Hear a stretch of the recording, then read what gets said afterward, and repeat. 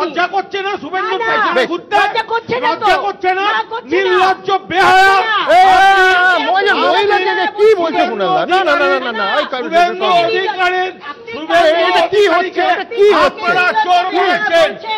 Please দুজনে please বিসিতে এটা চলতে পারে না কোনো সাথে নির্বাচনে। কুণালদা বসে, অগ্নি প্লিজ বসে, কুণালদা বসে, একদম শুভেন্দু অধিকারী একদম বসে বসে বসে বসে বসে লজ্জা করছে না শুভেন্দু? লজ্জা করছে না, লজ্জা করছে না? নির্লজ্জ বেহায়া লজ্জা করছে না, লজ্জা করছে না? নির্লজ্জ বেহায়া লজ্জা করছে না, লজ্জা করছে না? নির্লজ্জ বেহায়া বলবেন না। পালিয়ে গেছে শুভেন্দু, অ্যারেস্টের ভয় পালিয়ে গেছে। একটা চোর শুভেন্দু, চিটিং বাজ শুভেন্দু। কুণালদা আপনারা ভাষা ভাষা ভাষা কুণালদা ভাষা ভাষা চেয়ারে চেয়ারে চেয়ারে চেয়ারে চেয়ারে চেয়ারে চেয়ারে একই। অগ্নি অগ্নি প্লিজ বসুন, প্লিজ প্লিজ প্লিজ প্লিজ দুজনকে থামালাম। কি বলবে বলো তো? এটা কিছু বলার ভাষা নেই, কোনো কিছুই বলার ভাষা নেই। ভাষা দিবসের আবহ 21শে ফেব্রুয়ারি ভাষা দিবস, মাতৃভাষা দিবস, বিশ্ব মাতৃভাষা দিবস। সেই আবহে দাঁড়িয়ে শ্বেতা যা ভাষা শুনতে হচ্ছে, রাজনীতির এরা দিকপাল, এরা দলের মুখপাত্র, মিডিয়ার সামনে দাঁড়িয়ে এনারা দলের হয়ে বক্তব্য রাখেন। কুণাল ঘোষ তৃণমূলের মুখপাত্র, তিনি যে ভাষাটা প্রয়োগ করছেন, তুমি জানো তো এই ভিডিওটা দেখেছি যখন থেকে মানে মনটা খুব খারাপ হয়ে আছে। কেন বলো তো? আমরা আগামী যে প্রজন্ম সেখানে বাংলার কি ভাবমূর্তি তুলে ধরবো বলো তো? এবং এই সবটা দেখে না একটা কথাই মুখ থেকে বেরোবে, ছি ছি বেহায়া পলিটিক্স। একদমই তাই, বেহায়া পলিটিক্স। বিভিন্ন সময় দেখা গিয়েছে রাজনীতিতে কুকথার রাজনীতি, রাজনীতির কুকথা থেকে কুকথার রাজনীতির এই যে পরিবর্তন আমরা লক্ষ্য করছি দিনের পর দিন।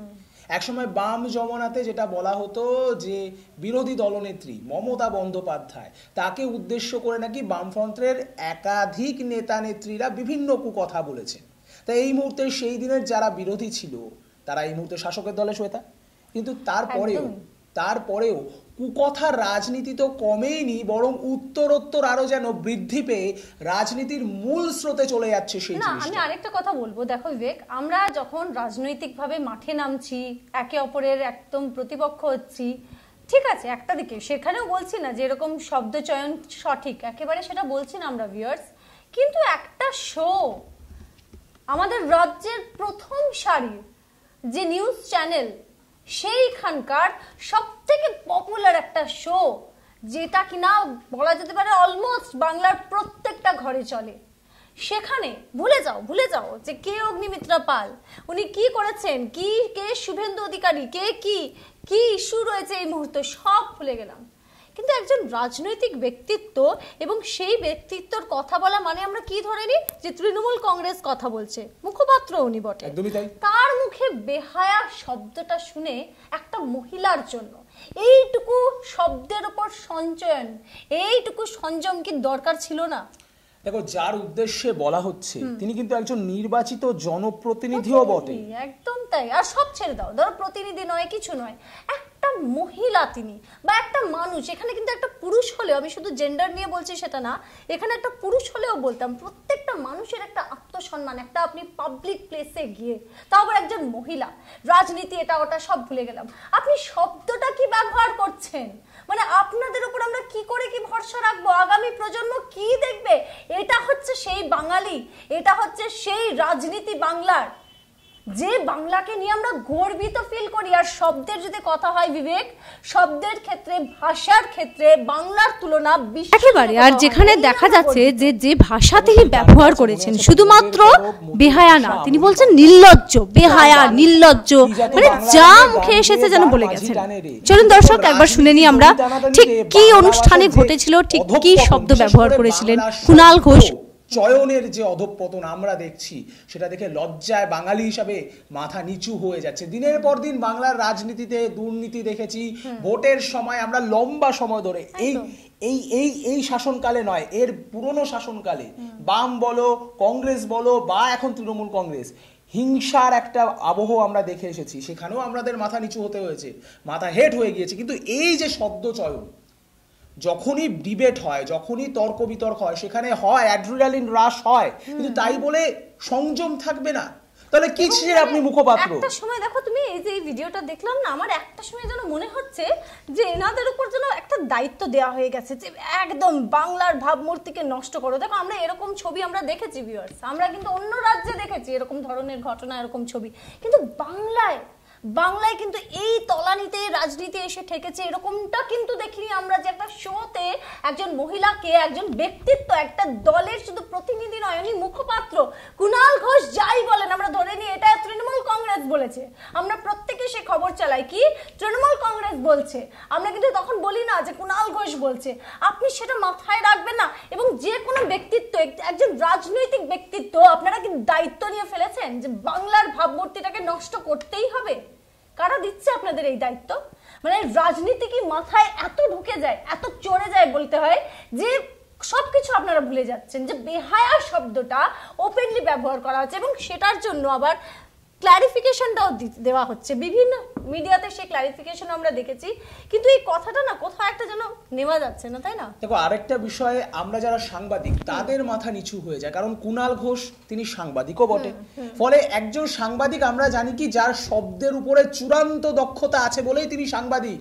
তার কথা বলার শালীনতা, তার কথা বলার মাত্রা, সেটাই কিন্তু একটা সমাজের দর্পণ হিসাবে আমরা দেখে থাকি।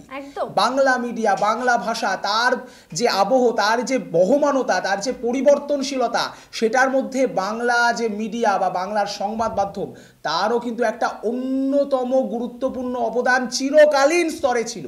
সেখানে দাঁড়িয়ে একজন সাংবাদিক, প্রথম সারির সাংবাদিক তিনি ছিলেন, তার মুখে এই ভাষা একজন মহিলার জন্য, একজন নির্বাচিত জনপ্রতিনিধির জন্য। এবং এখানে আরো একটা বিষয়, আমরা সঞ্চালকের ভূমিকাটাও যদি বলি, তাহলে কি আমাদেরও কিছু দায়বদ্ধতা নেই, মানে সাংবাদিক হিসেবে বা সঞ্চালক হিসেবে, যে আমরা একেবারে কড়া হাতে বলতে পারি না যে না এই ভাষাটা ব্যবহার হবে না? কি বলো? একদমই তাই, যে কড়া ব্যাপারটা, মানে যে কড়া হাতে লাগাম টানা, রাশ টানা, সেই রাশ টানাতে কোথাও যেন কাঠিন্যের অভাব, সেটা কিন্তু দেখা গিয়েছে। আর এই সমস্ত বিষয় নিয়ে অগ্নিমিত্রা পাল বিভিন্ন সংবাদ মাধ্যমে তিনি প্রতিক্রিয়া দিয়েছেন। তিনি কি বলেছিলেন এই বিষয়টা নিয়ে, চলুন একবার শুনে নেব। আমি একজন বিধায়িকা, সেটা তো ছেড়েই দিলাম, আমি একজন মহিলা, পশ্চিমবঙ্গের একজন মহিলা। মা দুর্গা, মা কালী, মা সরস্বতীকে যেখানে পুজো করা হয়, সেখানে ওপেন প্ল্যাটফর্মে, পাবলিক ফোরামে তিনি আমাকে বলছেন নির্লজ্জ, বেহায়, এবং তার পাশে তার টিএমসির নেত্রী কাকুলিদি বসে আছেন, মুচকি মুচকি হাসছেন। এই সংস্কৃতি, এই কালচার, এই অপসংস্কৃতি আমরা আজকে টিএমসির কার্টেসি টিএমসি আমরা বয়ে চলেছি, বহন করে চলেছি। আমি কিন্তু নিজের বিষয়ে কনসার্ন নয়, কারণ আমার অপমান সমস্ত মহিলাদের অপমান, তারা আজকে বিক্ষোভ করছে, কিন্তু আমার চিন্তা কি জানেন? আমার চিন্তা হচ্ছে সন্দেশখালীর মা বোনেদের নিয়ে। বিবেক, যে কথাটা আমরা বারবার বলছি, মানে বারবার এই ভিডিওটা দেখে কিন্তু একটাই কথা, আর সব থেকে বড় কথা, এখন এই ভিডিওটা রীতিমতো ভাইরাল হয়ে যাচ্ছে, লোকে দেখছে, এবং বাংলার কোথায় গিয়ে বাংলা যাচ্ছে সেটা কিন্তু বোঝা যাচ্ছে। মানে কখনো আমরা শুধুমাত্র কুণাল ঘোষকে যে বলবো তা না, আমরা এর আগে দেখলাম যে বিধানসভায় মমতা চোর, সেটাও একটা মানে অ্যাসেম্বলি, একটা বিধানসভা, আপনাকে মাথায় রাখতে হবে। আর আপনি মুখ্যমন্ত্রীর নামটা ভুলে যান, চেয়ারটাকে, গদিটাকে সম্মান দিতে হবে। শুভেন্দু অধিকারীকে আমরা দেখেছি, আর এখন দেখছি আমরা কুণাল ঘোষকে, যিনি একটা টেলিভিশন শোতে গিয়ে বলে দিচ্ছেন বেহায়া, একজন বিধায়িকা, একজন কি বলবো পলিটিক্যাল লিডার, শুধু তাই নয়, সব থেকে বড় কথা একটা মানুষ, একজন মহিলা, বলাই যায় এই সব কিছু, কারণ এটা পশ্চিম বাংলা, এখন এখানে সবই সম্ভব। এরকমই একটা যেন মানসিকতা হয়ে যাচ্ছে আমাদের পলিটিশিয়ানসদের।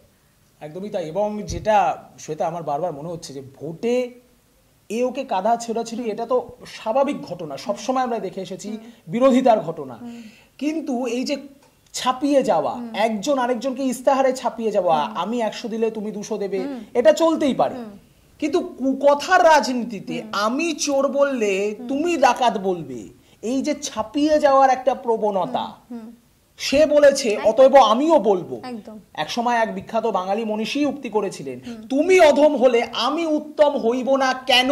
কিন্তু এখানে সেটা একদম দেখা যাচ্ছে না। আমি অধম, তুমি যদি অধম হও আমি অতি অধম হব।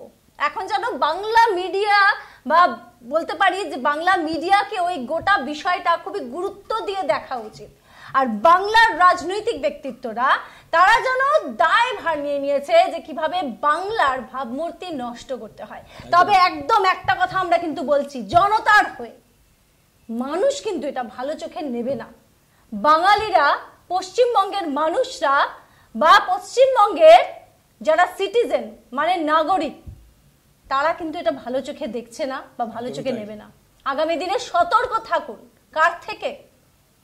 ভাষার অপব্যবহার থেকে, অপব্যবহার থেকে। আর সবথেকে বড় কথা জনতার থেকে, মানুষের থেকে, যারা আপনাদের ওই গদিটা দিয়েছে। মাথায় রাখবেন সেটা। দেখতে থাকবেন ডিজিটাল খবরিলাল। খবর আপনাদের, নজর আমাদের। ডিজিটাল খবরিলাল, খবর আপনাদের, নজর আমাদের।